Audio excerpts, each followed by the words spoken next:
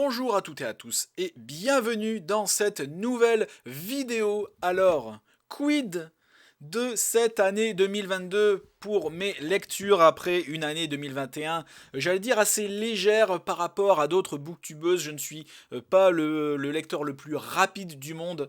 D'autant plus que quand j'ai fini une lecture, en général, je laisse passer quelques jours avant ma lecture suivante, parce que j'ai toujours une petite pause dans ma tête. Genre, je sais pas ce qui se passe, genre peut-être pour m'en remettre, peut-être que j'ai envie de jouer un peu à la console avant de me replonger dans une lecture, parce que c'est le cas en fait, je joue à la Switch, un peu au PC, parce que je reste un geek malgré tout. Et donc, j'ai annoncé à l'auteur du livre que je vais vous montrer que ce sera le premier livre que je vais lire en 2022 et je vais tenir ma parole hein, puisque je vais lire Arthur Malheur de Clément Grimbert aux éditions Amalté. D'ailleurs, c'est ma maison d'édition, va voir mon roman, va voir ma vidéo et va voir ce que fait les éditions Amalté, c'est très bien. Petit moment auto-promo. Mais Arthur Malheur, voilà, c'est un roman un peu genre un thriller, un peu horrifique si j'ai bien compris, ça a l'air très bien, et donc je m'intéresse à ce que font mes compatriotes, mes camarades de la même maison d'édition que moi, et après avoir lu Para Siempre Ada de Caroline de Noussancy qui est aussi aux éditions Amalté, je me suis intéressé à Clément Grimbert, Arthur Malheur. C'est mon genre de lecture, ça a l'air d'être un peu style Stephen King qui en fait un peu trop, qui tâche un peu, qui a l'air très bien. Et donc ce sera ça, rien de giga connu comme je vais vous présenter juste après. Mais j'espère, franchement, si j'aime le roman, parce que je peux pas le dire à l'avance, je ne mentirai pas, même si c'est un de mes camarades auteurs de chez Amalté, si j'aime pas, j'aime pas, mais si j'aime bien, eh bien je serai très content de lui faire quelques ventes et de promouvoir ce livre qui, somme toute, de prime abord, a l'air très bien. Donc rapidement quand même, je vais vous lire la quatrième de couverture. Arthur vit une vie paisible avec sa compagne Maëlle. Mais la visite du spectre d'une femme vient bouleverser ce quotidien et l'entraîne sur une pente glissante, celle de la démence. Débute alors une aventure aux portes de l'horreur contre des forces maléfiques qui dépassent l'entendement. Ça dépasse l'entendement. Inspiré de Lovecraft et Stephen King, voilà, je vous l'avais dit. De toute façon, c'est marqué dessus, je veux dire, pour moi, ça se voit à la couverture. Découvrez un cauchemar glaçant aux frontières de l'irréel, une lecture qui remet en cause la réalité, ses limites et ses mystères. Donc voilà, c'est une quatrième de couverture qui dit presque rien, mais qui en dit assez pour t'intriguer. Donc je peux pas vous en dire plus, je l'ai pas lu. Début janvier 2022, je pense pour me remettre de ma cuite du nouvel an, c'est ça que je vais lire, ça va me réconforter. Ensuite, j'ai beaucoup de choses que je veux lire et des auteurs, pas forcément que je veux découvrir, mais que je veux continuer de découvrir, faire comme Agatha Christie et les lire dans la, chronologie de sortie, comme je fais avec elle, et donc c'est certainement ce que je vais faire, même s'il n'y a aucun intérêt dans les lire dans l'ordre chronologique de sortie, mais avec les Pierre Lemaître.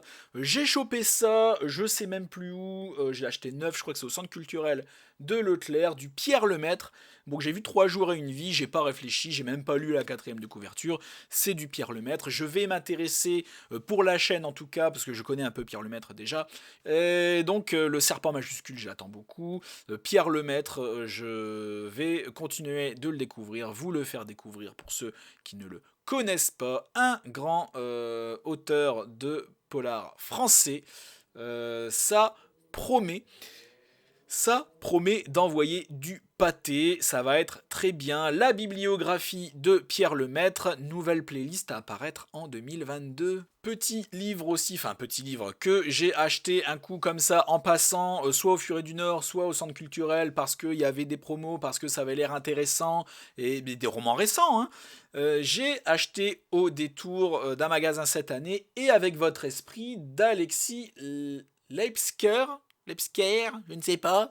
Et donc ça a l'air très bien. Un peu de science éloigne de Dieu, mais beaucoup y ramène. C'est sur ces mots de son assassin que, en pleine fac de Strasbourg, un prix Nobel de chimie se voit férocement massacré et dépouillé, déjà ça a l'air bien, littéralement, de son cerveau. Donc on lui a pris le cerveau. 4 jours plus tard, dans la région lyonnaise, Un célèbre physicien disparaît des radars. Pour le lieutenant Verne, pro du poker et obsédé de mathématiques, la probabilité qu'il s'agisse d'une coïncidence n'excède pas 15%. Probabilité que le carnage continue, 100%. Généralement, si ça se passe à Lyon, c'est que c'est un auteur français. Quand les romans se passent en France, dans notre temps moderne, en tout cas dans le monde d'aujourd'hui, ça a tendance à me couper toute envie. C'est quelque chose qui ne m'attire pas en général, mais ça a l'air bien. Ça parle un petit peu de Dieu, qui est rapproché de la science. Il y a un mec à qui on a dépouillé son cerveau, ça a l'air bien. J'aime beaucoup la couverture et comment Et avec votre esprit est écrit. Voilà, la couverture m'a immédiatement attiré. Ce qui m'a coupé, c'est le fait que ça se passe à Strasbourg, dans la région lyonnaise et compagnie. Je suis là, mais finalement, je l'ai vu en poche. Je me suis dit, allez, je me laisse tenter. J'aurais pas mis 20 € là-dedans. J'en ai mis 7 ou 8. Amplement suffisant pour pouvoir l'acheter et vous le lire. Donc ça va arriver quand, je ne sais pas, encore une fois, on verra, je ne sais pas. Peut-être que je me mettrai à faire des petites vidéos sur mes lectures du mois. Genre à la fin du mois ou peut-être au début du suivant, genre début janvier, je vais peut-être genre pour annoncer, voilà mes lectures du mois, ce que je vais lire, enfin ce que je vais essayer de lire. En tout cas si j'arrive à tout lire. Donc je pense faire ça, des petites vidéos annonces, tiens, je viens d'avoir l'idée, pourquoi pas. Je suis pas du tout dans les mêmes manières que font les booktubeuses, genre les bookhauls et compagnie. C'est pas mon truc, je fais les choses comme j'en ai envie. Mais pourquoi pas vous annoncer mes lectures du mois, finalement, ça peut être bien. Donc, et avec votre esprit, qui a l'air bien. Une autre lecture, j'allais dire random, un peu, que de toute façon c'est une lecture qui me faisait envie, donc d'un côté comme d'un autre, que ça aurait été en poche ou en grand, parce que là le fait est que je l'ai croisé en poche et pas en grand, m'a fait énormément envie. Le loup des Cordeliers de Henri Lovenbroek, je ne sais pas comment ça se dit, écrivez à moi dans les commentaires si je prononce un nom très mal.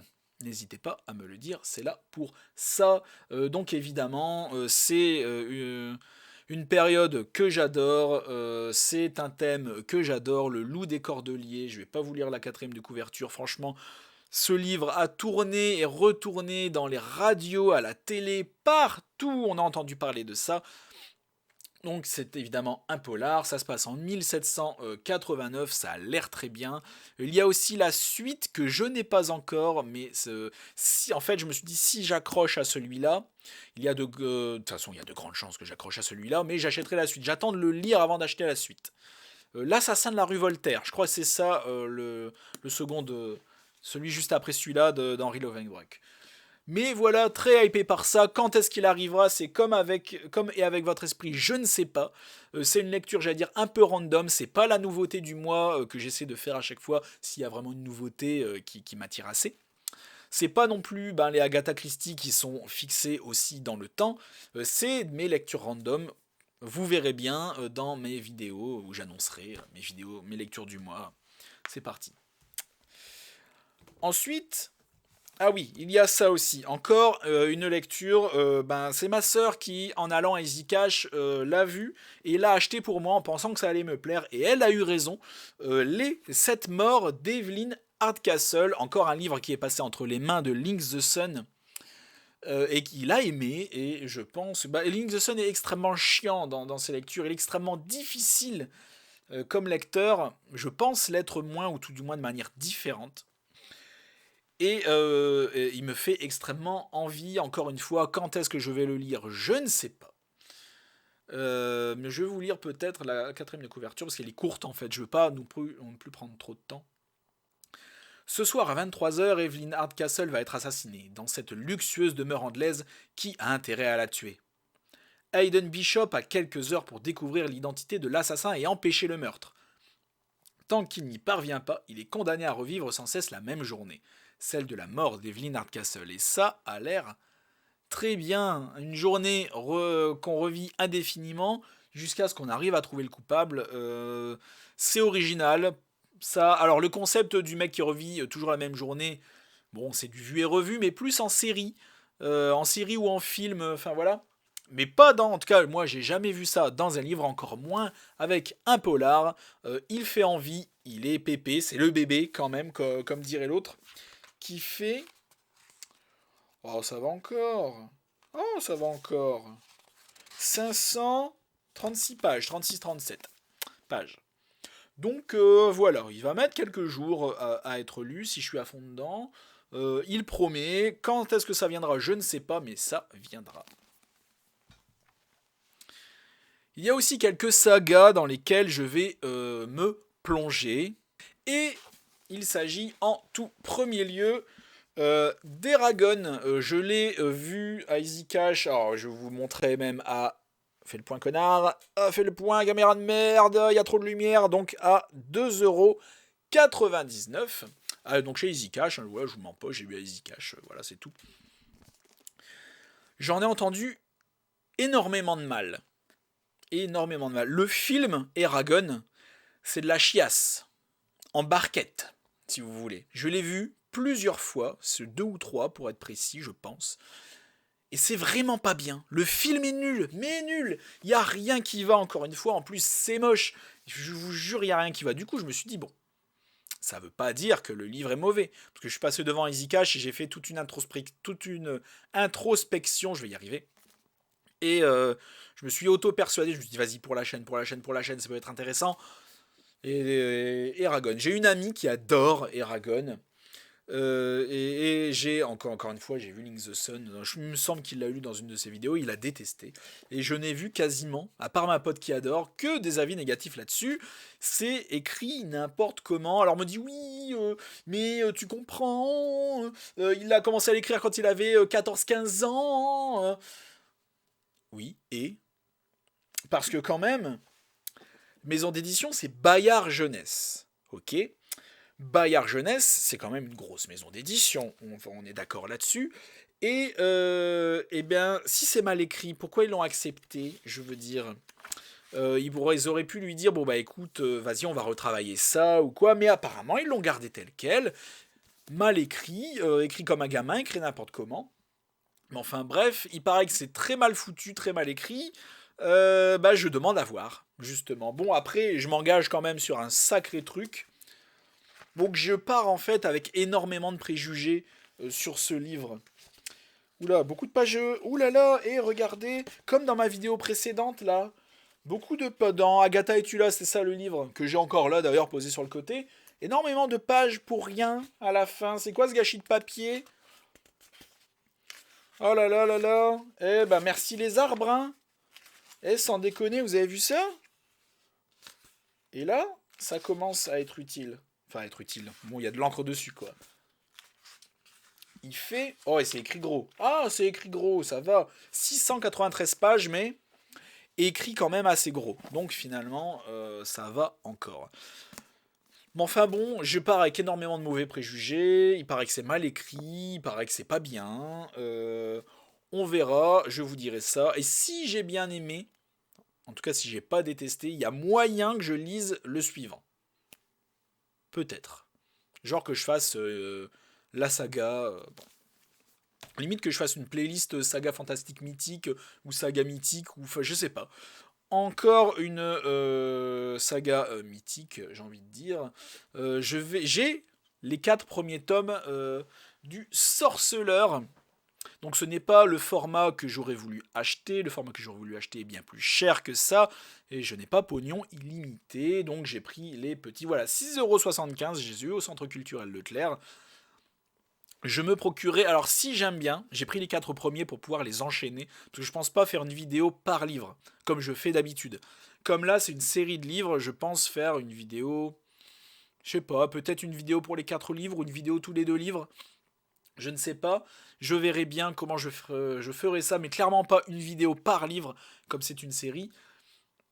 Donc si vraiment j'adhère et j'adore à ça, j'achèterai la belle édition tout bien, magnifique et tout, parce qu'il y a une édition bien plus belle que ça. Même si c'est plutôt stylé, hein. Avec Gérald et tout, là, avec les yeux, tout bien. Donc le sorceleur, en fait, ce qui me dérange, c'est que ça marquait The Witcher. Et je pense, au départ, le livre c'est Le Sorceleur ou Sorceleur. The Witcher, c'est le jeu vidéo, et j'ai peur que ce soit une édition genre, regardez, le livre du jeu vidéo. Donc ça, je déteste ça. Je déteste ça. Donc, The Witcher, nouvelle série que je vais lire. Encore une fois, quand dans l'année, je ne sais pas, on verra. En tout cas, ça viendra, c'est prévu. Pareil, je vais me plonger dans du Tolkien qui tâche avec le Silmarillion enchaîné par le Seigneur des Anneaux. Le Silmarillion, clairement, ça fera une vidéo dédiée. Clairement. Et le Seigneur des Anneaux, eh bien je ne sais pas encore, parce que les livres sont tellement denses, que est-ce que je fais une petite vidéo pour chaque livre, ou une grosse vidéo pour les trois d'un coup. Je pense faire une vidéo pour chaque livre. Donc je parlais de livres tirés du roman, hein, ou tirés du film. Et là c'est pareil, c'est une couverture tirée du film. Je n'aime pas ça, je déteste ça. Je veux la couverture originale de quand le livre il est sorti. C'est tout. Il n'y a pas de mystère, il n'y a pas de rien. Je veux clairement ça. Je ne veux pas ça. Je veux une couverture originale et pas le livre tiré du film. Pour moi, c'est comme si c'était un sous-produit. Mais enfin bref, le fait est que... Alors, pourquoi je l'ai acheté? Je l'ai acheté quand j'étais en vacances. Il y a un an ou deux. Quelques années. Il y a quelques années. Il y a deux ans. 3 ans. J'ai acheté les trois d'un coup. Parce que c'était marqué, ouais, c'est marqué là texte intégral. C'est ça qui m'a attiré. J'ai fait texte intégral, le vrai texte intégral, tout bien, de la mort qui tue. Donc là, c'est juste bon, ok, la couverture ne me plaît pas, mais j'ai le vrai texte intégral. Et ça, bon, j'ai les trois évidemment, parce que bon, je vais pas prendre les trois non plus, je vais pas m'encombrer. Mais c'est à venir, sacrée aventure que je m'impose encore là, surtout celui-là, parce que putain, j'ai commencé à le lire il y a un an ou deux, avant ma chaîne en tout cas. Quelle purge! Ah! Alors c'est extrêmement bien écrit, mais c'est tellement fastidieux! Seigneur Dieu! Pouh. Alors c'est très bien, hein, je crache pas dessus, je dis pas que c'est nul, mais pouh, le morceau, je vous raconte pas. Donc on verra. Quand est-ce que ça arrivera? Encore une fois, je ne sais pas. Là, je vais vous annoncer, en tout cas pour 2022, la création de 2 nouvelles playlists identiques à la bibliographie d'Agatha. Donc j'ai déjà annoncé la bibliographie de Pierre Lemaitre. Je sais pas si je vais vraiment faire une playlist sur Pierre Lemaitre en mode la bibliographie 2, parce qu'il en a écrit très peu, genre il a une dizaine de romans à son actif, Pierre Lemaitre, et j'allais dire il est assez âgé, oui, mais enfin il a plus 20 ans quoi, il est plus proche de 60 ans que de 20 ou 30 ans. Il en a écrit que 10, il me semble l'avoir entendu dire ça. En tout cas, il en a écrit très peu, donc est-ce que je vais faire est-ce qu'une playlist exprès sur lui est nécessaire? Je ne sais pas, je pense quand même que oui, pour les fans de Pierre Lemaitre. En tout cas, une playlist sur Mary Higgins Clark, c'est indispensable, tellement il y en a. Autant qu'Agatha Christie, si je ne me trompe pas. En tout cas, j'en ai quelques-uns. J'ai ces 4 ou 5 premiers romans que ma sœur m'a offert, pardon, il y a quelques temps. La Maison du Guet, en tout cas que j'ai entre les mains, tout premier roman de Mary Higgins Clark. Oula, la caméra bouge. Encore une fois, deuxième fois, désolé. Donc La Maison du Guet de Mary Higgins Clark. Donc c'est son premier roman, et encore une fois, et celui-là par contre, contrairement à Agatha Christie qui est vraiment monté en puissance, celui-là est considéré apparemment comme l'un de ses meilleurs. Alors moi, pourquoi je ne me suis pas mis avant, moi si fan de polar policier, etc. À chaque fois j'en parle. Pourquoi je me suis pas mis à Mary Higgins Clark avant? Grande question qui est légitime. Bah parce qu'elle est américaine, et que pour moi la littérature américaine, c'est blindé de clichés sur l'Amérique et les Américains, et la plupart du temps, j'ai raison. Pour moi, les clichés un peu américains, quand ils sont fort mis en avant comme ça a tendance à m'exaspérer. Ce que fait Stephen King, je l'ai vu dans Cimetière. C'est très, très, très, très marqué américain. Tu me diras, il est américain.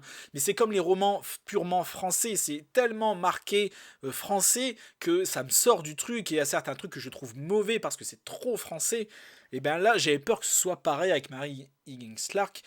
De toute façon, elle est tellement réputée, autant qu'Agatha Christie, peut-être un cran, quelques crans en dessous d'Agatha Christie, mais elle est tellement mythique, elle en a fait tellement, elle en a tellement vendu que ben, je ne peux pas passer à côté, je vais m'y mettre. La bibliographie de Mary Higgins Clark, nouvelle playlist mythique de ma chaîne qui va arriver en 2022. Et bien sûr, on va pas pouvoir passer à côté, excusez-moi parce que là c'est déjà beaucoup plus lourd. La deuxième playlist, la bibliographie 2, je vous avais posé la question sur Instagram. Est-ce que ça vous dirait que je fasse la bibliographie d'Arthur Conan Doyle? Et vous m'avez quasiment à l'unanimité répondu non, on n'en a rien à foutre, ça ne nous intéresse pas. Et moi, qu'est-ce que je réponds à ça? Je réponds que je n'en ai également finalement aussi rien à foutre de votre avis, puisque j'ai envie de le faire. Et je vais le faire, j'adore Sherlock Holmes et je déplore que ceux qui à l'époque ont répondu à mon sondage aient répondu non, parce que en fait, c'est un sondage, dans tous les cas, j'allais pas vraiment prendre en compte la réponse, surtout si c'était non, parce que je comptais le faire, c'était juste pour prendre la température, voir si ça hyperait les gens. Je me suis dit, vas-y, s'ils me répondent oui, je commence tout de suite. Si je réponds non, on verra plus tard, je le ferai peut-être un peu plus tard. Ça va venir, donc j'ai laissé passer l'année 2021. Et ça y est, 2022 est à nos portes et je vais me lancer dans la bibliographie de Conan Doyle. Il y a quelques années, on m'a offert cette magnifique intégrale, l'intégrale des nouvelles. Donc il y a tout là-dedans. Je vais peut-être vous le montrer vite fait, rapidement. Donc c'est beaucoup moins sexy sans le truc, hein. C'est très simple. Mais le principal... Oh, c'est joli. Vous avez vu les motifs? Ah, on voit bien les motifs là, comme ça. Très joli. J'aime beaucoup. Un vrai papier peint. Moi, il y a ce papier peint-là dans ma chambre ou dans mon salon. Moi, je laisse ça à vie. Il n'y a pas de problème. Moi, j'adore. Donc, vite fait. Hein, vite fait. Allez, je montre l'intérieur au pif. Donc, c'est vraiment... avec des illustrations et tout. C'est vraiment très sympathique. Moi, j'adore. Moi j'adore, je vais le faire, je suis désolé pour ceux à qui ça ne plaît pas, s'ils sont toujours là, en tout cas aujourd'hui, sur ma chaîne, qui avaient répondu non, ça ne m'intéresse pas, désolé, je vais le faire quand même, dans tous les cas ça aurait été fait, mais j'ai retardé l'échéance parce que vous aviez vraiment pas l'air chaud. Mais voilà, j'ai introduit un petit peu Sherlock Holmes sur ma chaîne avec le Testament de Sherlock Holmes, le jeu vidéo, et je vais continuer là-dedans. Cette année, je voulais vraiment un peu plus m'investir sur Agatha Christie et mes polars, ce qui sort cette année, je veux dire, en polar, les nouveautés du mois à chaque fois. Je vais essayer de faire ça un petit peu mieux, genre sélectionner une nouveauté chaque mois et un livre qui sort par mois, une nouveauté, et dire de le lire, mais il faut vraiment, encore une fois, je vais pas me forcer, il faut que ça plaise. Et donc au milieu de tout ça, en même temps qu'un Agatha Christie régulier, je vais essayer de caler un Sherlock Holmes, ce qui va être beaucoup plus rapide que Agatha Christie, parce qu'il en a finalement pas écrit tant que ça, que les Sherlock Holmes ici sont très courts, et que, bah regardez, l'intégrale, ça tient à ça, même si c'est écrit tout petit dedans, ça tient là-dedans, et donc je pense que ce sera beaucoup plus rapide, je vais faire ça à un rythme peut-être beaucoup plus effréné, en tout cas fin 2022, je pense que j'aurai terminé ma lecture de Sherlock Holmes. Enfin, voilà, c'est tout pour cette vidéo. J'ai oublié certainement beaucoup d'idées de lecture que j'aurai pour 2022. Là, je vous ai juste dit ce que j'ai en tête. Oui, attendez, je viens de m'en rappeler. Une seconde. Je les avais mis à terre, pardon, alors on traite pas un livre comme ça. Je vais parler aussi un peu de manga, mais des mangas un peu style polar enquête, parce que comme je disais dans la vidéo précédente, je ne me sens pas assez légitime pour parler de manga en général, mais des mangas qui tournent autour un peu des enquêtes, pourquoi pas, c'est pour ça que je vais parler de Ace Attorney. Investigation. J'adore Ace Attorney, Gyakuten Saiban, évidemment. Il y en a 4 comme ça, donc je vais les relire, parce que évidemment je les ai déjà lus depuis longtemps, ils sont sortis depuis longtemps. Bien, je vais repasser dessus. Également la même chose pour Moriarty au fur et à mesure de ma lecture des aventures de Sherlock Holmes. Je parlerai de Moriarty. Évidemment, c'est ce Moriarty, l'ennemi de Sherlock Holmes. Sherlock Holmes est évidemment dedans aussi. Tout bien. Donc je vous en parlerai également. Donc c'est un manga encore en cours, hein, contrairement à Ace Attorney qui est déjà terminé. Ensuite, moi qui aime tant Harry Potter, je vais vous parler de Mashle. Il y a les 4, je crois qu'il y a les 6 premiers qui sont sortis. Moi, j'ai que les 4 premiers, je n'ai pas du tout commencé à le lire. Je veux que ma lecture soit fraîche pour pouvoir faire ma vidéo juste après. Je ne me suis pas encore décidé, ça viendra. Dernière série sur laquelle je vais vous parler cette année. Si vous avez vu ma vidéo sur les sorties du mois de janvier 2022, vous avez vu que le prochain Anne Robillard sur les Chevaliers d'Émeraude, en tout cas dans l'univers des Chevaliers d'Émeraude, va sortir. Elle va nous ressortir cet univers dans la continuité de son histoire. Et donc les légendes de... Je ne sais même plus le nom, j'ai oublié. Enfin bref, je vais refaire des vidéos sur... faire les vidéos sur les Chevaliers d'Émeraude. Là, le tome 1 dans ma main, le feu dans le ciel. Donc c'est une saga qui date maintenant, qui a presque 20 ans, à peu près comme les films Harry Potter finalement. Une bonne quinzaine d'années je crois, je suis toujours pas allé vérifier la date. C'est quoi la date là-dessus? C'est pas marqué, la flemme de vérifier. Donc j'ai tous les Chevaliers d'Émeraude, j'ai tous les héritiers d'Ankidief dans la bibliothèque qui est derrière moi, à cet étage. Là, ils sont tous là derrière. C'est le bordel de ma bibliothèque de toute façon, il faut que j'en achète une deuxième. Et je vais pas tous les relire parce qu'il y en a genre 12 ou 13 pour les Chevaliers d'Émeraude et une douzaine aussi pour les héritiers d'Ankidief. Je vais pas tout me retaper, mais il faudrait que je voie des résumés pour pouvoir vous en parler avant d'attaquer cette nouvelle série. Il faut aussi que il y a les Chevaliers d'Antares après les héritiers d'Ankidief qu'il faut que je lise. Donc ce que je vais certainement faire... ou pas, je ne sais pas, je suis pas encore décidé. En tout cas, la nouvelle série sur les Chevaliers d'Émeraude, je vais le faire, c'est sûr et certain. Une nouvelle playlist que vous allez bouffer. Cette fois, promis, ma vidéo est finie. Merci à tous de l'avoir regardée jusqu'au bout. N'hésitez pas à la liker, à la partager, à vous abonner à ma chaîne si vous me découvrez avec cette vidéo. Allez vous abonner aussi à mon Facebook et mon Instagram, et principalement mon Instagram. Merci à tous et à la prochaine chez Alistair.